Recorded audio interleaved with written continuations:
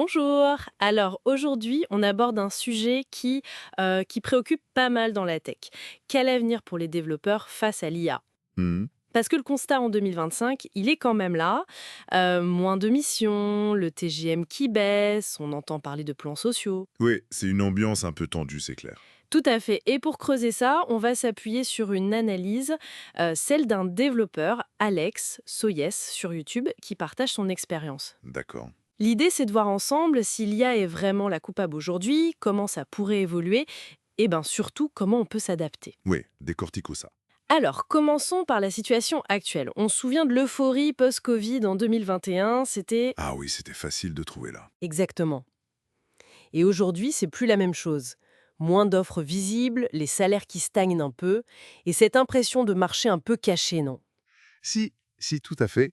Et justement, la source apporte une nuance intéressante là-dessus. Ah oui, Elle dit que cette crise actuelle du marché, en France ou ailleurs, ce serait pas directement la faute de l'IA. Pas encore, en tout cas. d'accord, L'hypothèse, ce serait plutôt une sorte de correction. Après la grosse demande, peut-être les surembauches, le marché se rééquilibre, quoi. je vois. Donc distinguer le conjoncturel de l'impact de l'IA qui, lui, serait plus structurel. Exactement. C'est une distinction clé pour commencer. C'est important parce que si l'IA n'est pas vue comme la cause aujourd'hui, Mhm.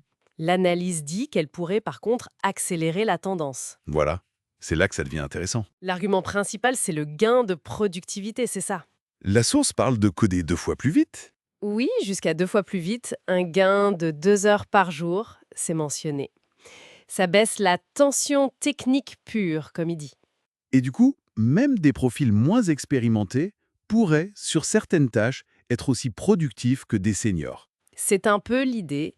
Et ce gain de productivité individuelle, paradoxalement, il pourrait avoir un effet sur le marché global. C'est-à-dire? Si on fait la même chose avec moins de monde, grâce à l'IA, la demande générale de développeurs pourrait baisser, logique. Oui, L'IA, en rendant le code plus facile à produire, elle rendrait les compétences techniques pures un peu plus interchangeables. c'est ça. Interchangeable. Et d'ailleurs, la source va plus loin, elle exprime une certaine crainte Hmm. face à l'arrivée d'agents IA plus autonomes, des IA qui pourraient analyser des user stories, proposer une archi, écrire les tests. Ah oui, on parle d'outils comme Cursor qui s'intègrent au gestionnaire de tâches, ce genre de choses. Voilà. Et là, ça changerait vraiment le rôle du développeur, non? Bah oui, si on se projette, ça voudrait dire peut-être moins écrire de code ligne à ligne, Oui. et plus piloter l'IA, relire, valider ce qu'elle génère, apporter la vision stratégique, la compréhension métier. Plus un architecte ou un guide pour l'IA finalement. C'est ça, une vision intéressante. Mais il y a un hic soulevé dans l'analyse. Les recruteurs qui cherchent souvent des profils techniques un peu passe-partout. Un dev React, un dev Java. Oui, et ça renforce cette idée d'interchangeabilité basée juste sur la technique. Exactement. Et c'est là que la stratégie d'adaptation proposée prend tout son sens. L'idée clé, c'est, poum, arrêter de miser que sur la technique. D'accord. Mais sur quoi alors? Combiner expertise métier forte, genre connaître à fond la banque, l'assurance, peu importe, et maîtriser les outils IA pour livrer vite et bien. Ah, le combo gagnant. Voilà. La vraie valeur ajoutée, elle serait là.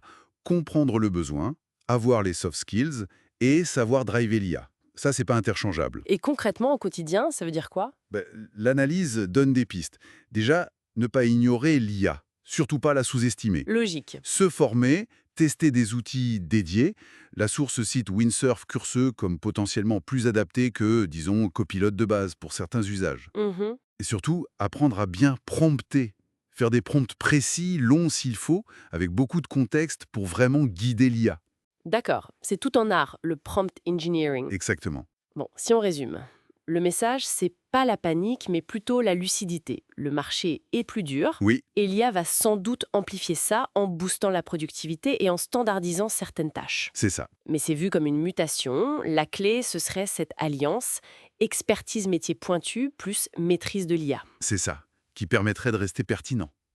Tout à fait. C'est une voie d'adaptation. Très clair. Et pour finir, peut-être une question qui reste en suspens, inspirée par l'analyse? Oui. Si de se demander à quelle vitesse cette fameuse barrière de la complexité technique, qui faisait en partie la valeur d'un senior, va vraiment s'effondrer avec ces IA.